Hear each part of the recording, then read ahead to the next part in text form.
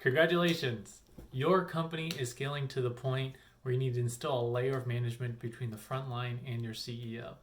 Likely because your early status or previous management experience, you now have the blessing and the curse of leading and inspiring a team of high performers. I was you just a few years ago. It was the best experience of my career and also the most stressful. With little time to be mentored, I turned to books and friends for advice. As we scaled and more opportunities that allowed me to further my team members' careers, placing them into management positions, I always recommend they read 3 books to figure out what is expected of a leader and a manager.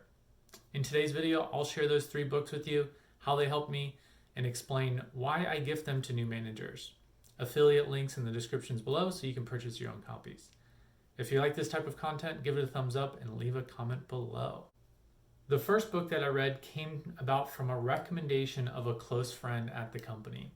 I was about 6 months in, no time to reflect on the complete and utter whiplash I was experiencing after leaving Accenture and starting at a high-growth startup. One afternoon, we stepped out for some fresh air and we commiserated about how difficult and out of control work felt.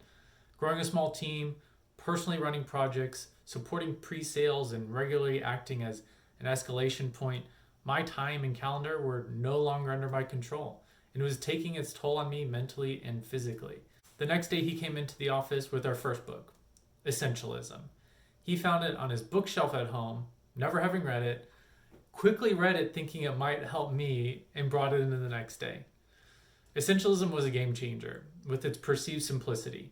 This book helped reframe a lot of the challenges and out of control feelings I was facing. I recommend all new managers read this as it's important to understand the power of saying no as more of your time gets committed by others. Read the first page, you'll be hooked. The second book really helped shape my philosophy on the role of a leader and what traits I needed to adapt to better serve my team. It's called Extreme Ownership by Jocko Willink, a former Navy SEAL and all-around hardcore dude. He takes the lessons he learned and taught them in the Navy and brought them into the business world through his consulting company. Each chapter shares a perspective and how it was applied in combat, and then he introduced it into a Fortune 500 company. This one sticks to me because it aligns closely with the DRI concept famed by Apple. DRI is directly responsible individual, and it's all about accountability.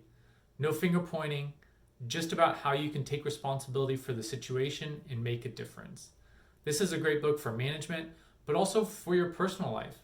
It's a very stoic philosophy, which I relate to very much, so I'm a huge fan of this book.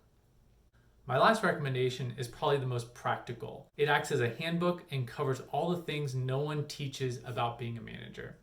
It's called The Making of a Manager by Julie Joe, early Facebook employee.